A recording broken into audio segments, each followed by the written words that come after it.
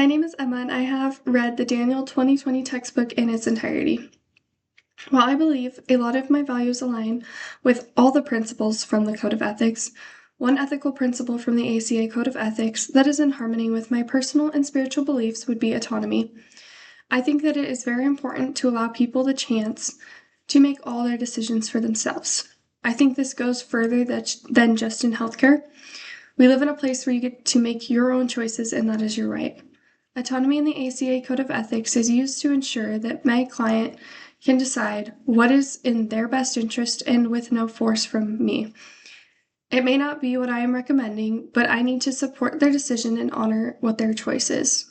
Then, once a choice is made, I must support them to help them with that choice that they did end up making. Before starting this course, while I have always believed in people's right to make their own decisions, I thought that by counseling, you would encourage your clients to make different decisions.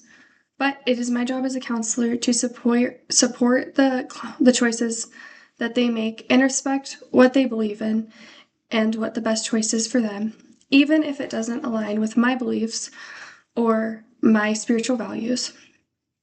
This principle came into harmony with my belief once I got it in my head that people get to make their own decisions, and pushing them into a different choice can be more harmful for them.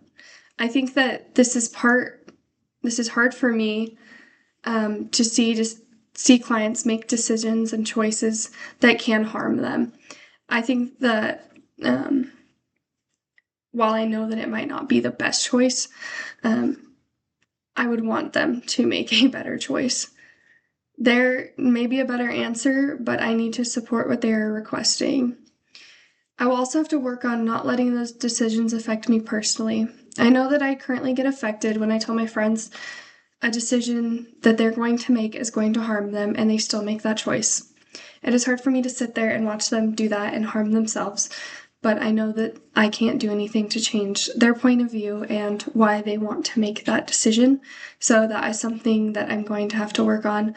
I take it personally, even though that I know it's not personal and it's nothing against me for reasons that my friends choose something.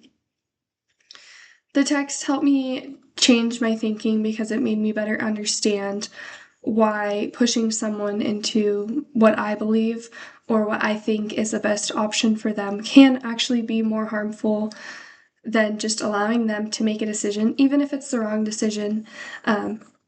Leaving it in their hands to make that choice is up to them, and I must support them in their decision making. One ethical principle from the ACA Code of Ethics that currently remains in conflict with my personal beliefs would be veracity. I think that it would be difficult for myself to provide the straight truth to clients when I know that it may harm them. But without all the appropriate information, they may not make the decision that is in their best interest. So it is very important for me to be honest with my clients. I also think that it may be difficult to know what is too truthful. If a client is asking about myself and what I've experienced, I think there's a short rope to what is too much information, making it unethical for me to answer and to disclose. I think I will want to tell my clients anything they ask me. I've always just been kind of an open book and respond to people truthfully and fully for whatever question they're asking about myself. I also think that I might use that as a way to gain trust from my client, or at least I'd want to use that as a way to gain trust from my client, them asking me questions about myself. I feel like if I maybe disclose more about myself, they will trust me more, but in the end, with certain clients, that may be harmful. So there's a guideline and a boundary that I'm going to have to work throughout this whole process and through this course. Throughout reading this textbook in this course, I learned how to address conflicts within my ethical decision making. It is important to understand my clients' views as well as their beliefs before diving into too much. I want to make sure that my comments will align with my clients' beliefs and worldviews. I want to ensure that before I go into this, I know everything that I believe in, and I need to be able to separate that from my clients' beliefs and their views. Then I'm going to engage in the appropriate process based upon what their values and views are. I will ensure that I remain within ethical boundaries. While researching the importance of setting ethical boundaries, I learned that it is important to maintain within these boundaries because it protects all the parties involved in conversations. It helps to maintain the appropriate relationship as well as do what the job is intended, as well as providing the services that your clients deserve. I learned that in Campbell 2025.